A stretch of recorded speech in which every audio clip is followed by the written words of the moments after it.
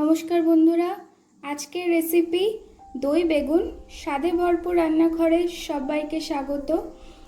নিরামিষ দিনে এই দই বেগুনের রেসিপি কিন্তু আমরা গরম ভাতে পেলে অনেকটাই ভাত খাওয়া যায়। তো চলো আজকে আমরা এই দই বেগুনের রেসিপি শেয়ার করি। খুবই সুন্দর হয়, ঘরোয়া উপকরণ দিয়ে আমরা তৈরি করে ফেলতে পারবো এই দই বেগুনের রেসিপি। তো চলো স্টার্ট করা যাক। তো চলো আমরা স্টার্ট করি দই বেগুন বানানো।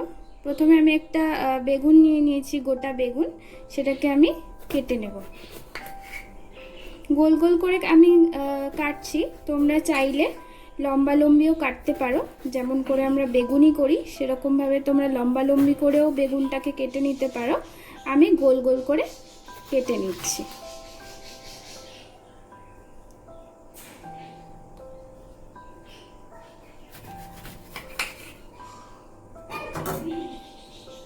বেগুনগুলো আমার কাটা হয়ে গেছে। আমি বেগুনগুলোকে আগের থেকেই ধুয়ে রেখেছিলাম। এবার আমি এর মধ্যে একটু নুন আর হলুদ মাখিয়ে বেগুনটাকে রেখে দেব। অল্প একটু হলুদ মিশিয়ে নিলাম, আর একটু নুন দিয়ে আমি বেগুনটাকে মাখিয়ে রেখে দেব।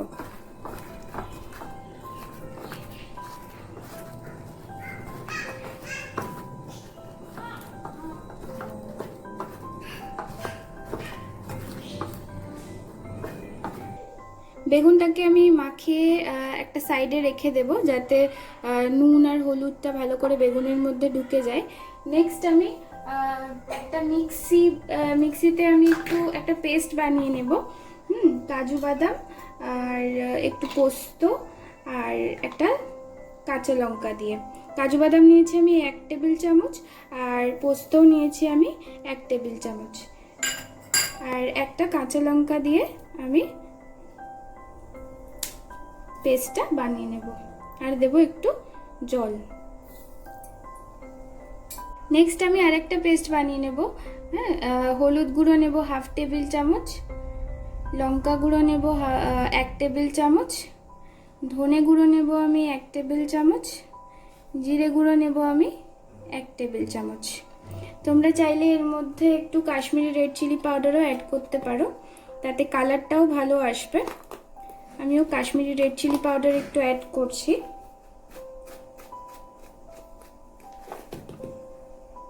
দিয়ে এটাকে একটু জল দিয়ে একটা পেস্ট বানিয়ে রেখে দেব।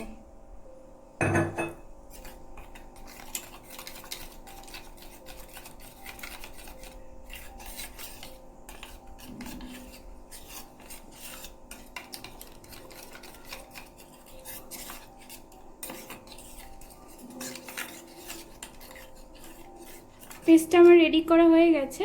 এটা আমি একটা সাইডে রেখে দেব। নেক্সট আমি দেখতেই পাচ্ছ আমার যে পোস্ত আর কাজু বাদাম আর কাঁচা লঙ্কা দিয়ে যে আমি পেস্টটা বানানোর জন্য দিয়েছিলাম সেটা আমার হয়ে গেছে। এর মধ্যে আমি এবার 3 টেবিল চামচ মতো টক দই অ্যাড করে দেব।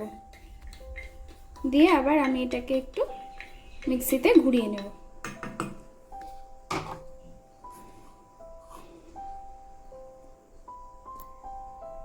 পেস্টটা আমি বানিয়ে নিয়েছি। এবার আমি চলে যাব রান্নার দিকে। গ্যাসে আমি কড়াই বসিয়ে দিয়েছি। দিয়ে আমি এর মধ্যে একটু সর্ষের তেল দিয়ে দেব 2 টেবিল চামচ মতো। দিয়ে আমি বেগুনগুলোকে একটু ভেজে নেব। তেলটা আমার গরম হয়ে গেছে। এবার আমি বেগুনগুলোকে একটা একটা করে ছেড়ে দেব।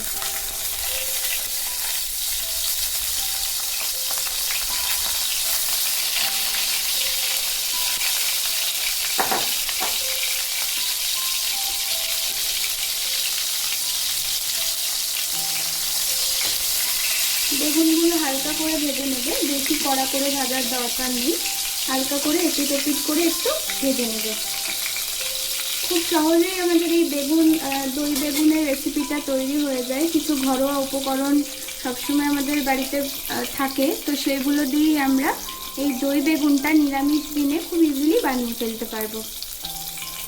বেগুনগুলো আমার এক পাশ করে ভাজা হয়ে গেছে।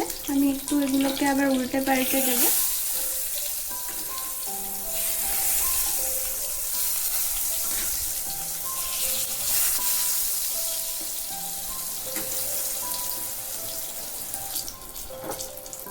বেগুনগুলো আমার ভাজা হয়ে গেছে। এবার একটা একটা করে আমি বেগুনগুলোকে প্লেটের মধ্যে শিফট করে নেব।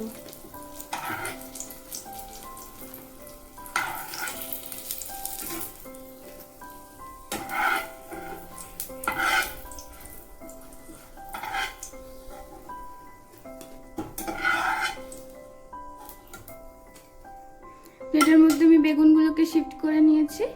এবার ওই একই তেলে আমি একটু সর্ষে ফোড়ন দেব। একটু কালো সর্ষে আমি ফোড়নে দিয়ে দিলাম। একটু শুকনো লঙ্কাও তোমরা অ্যাড করতে পারো।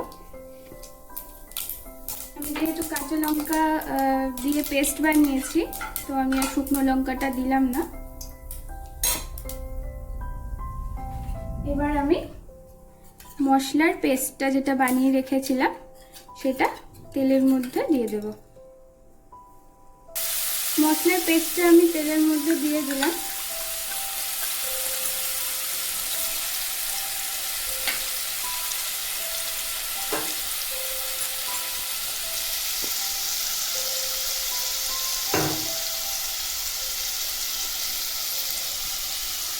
একটু বাটিটা ধুয়ে আমি জলও দিয়ে দিলাম, দিয়ে এটাকে একটু ভালো করে কষিয়ে নিতে হবে।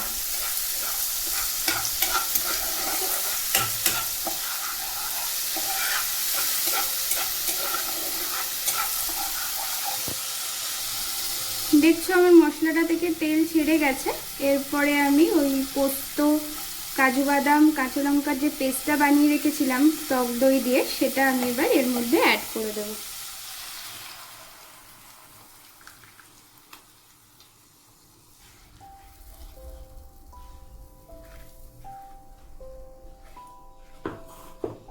অ্যাড করে দিলাম সুন্দর করে। এরপর আমি ঝালটার মধ্যে একটু নুন অ্যাড করে দিলাম আর একটু স্বাদ মতো চিনি। চিনিটা দিলে আমার এই দইয়ের টেস্টটা খুব সুন্দর আসে, তো একটু তোমরা চাইলে চিনি অ্যাড করতে পারো। বেগুনটা আমি এবার এর মধ্যে অ্যাড করে দেব। বেগুনটা দিয়ে একটু ফুটিয়ে নেব আমি।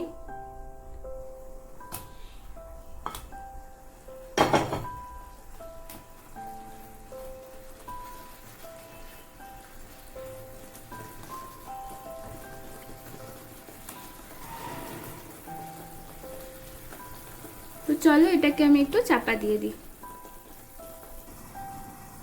আমি এবার ঢাকনাটা খুলে দেখবো বেগুনটা কেমন আছে। খুব সুন্দর করে বেগুনের মধ্যে মশলাগুলো ঢুকে গেছে, গ্রেভিটাও খুব সুন্দর হয়েছে। এবার আমি গ্যাসের ফ্লেমটাকে অফ করে দেব। তো চলো আমাদের রেডি দই বেগুন। এবার আমি এটাকে প্লেটে সার্ভ করব। তুলে নিচ্ছি আমি প্লেটের মধ্যে বেগুনগুলোকে।